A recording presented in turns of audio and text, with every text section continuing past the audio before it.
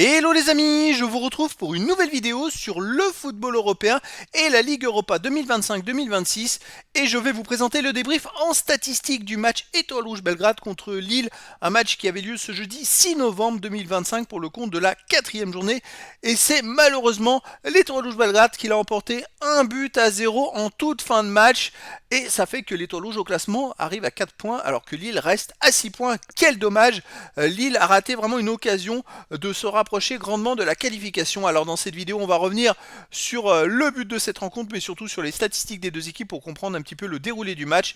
Et on terminera la vidéo par un aperçu des prochains adversaires pour ces deux équipes dans cette compétition. Et alors en plus, le but, il est marqué à la 85e minute par Arnautovic sur penalty, une erreur du gardien qui rate sa sortie alors qu'il n'y avait pas danger pour moi. Il aurait dû juste se mettre devant parce que le joueur il poussait la balle carrément qui sortait en sortie de but, il n'y avait aucune chance, il est sorti comme une bombe trop vite et il a tapé le joueur et fait faute inutilement sur un de ses côtés de surface de réparation et donc c'est dommage.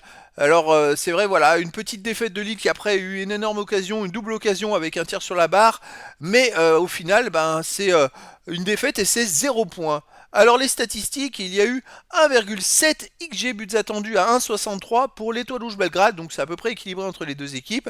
Mais dans le jeu, 60,5% de possession de balle à 39,5 pour Lille, 551 passes tentées à 352, 474 passes réussies à 266, 86% de passes réussies à 75,5%, donc collectivement Lille a été quand même au-dessus de l'Étoile Rouge Belgrade. 8 occasions à 6 pour Lille, 11 tirs partout, 3 tirs cadrés partout, 3 tirs contrés à 2 pour l'Étoile Rouge Belgrade, 1 poteau partout, 3 hors jeu à 0 pour l'Étoile Rouge Belgrade. Alors c'est vrai que Lille est devant dans pas mal de statistiques. Après en ce qui concerne les occasions, c'est à peu près équilibré entre ces deux équipes. Lille ne méritait peut-être pas de perdre, hein, ça c'est sûr.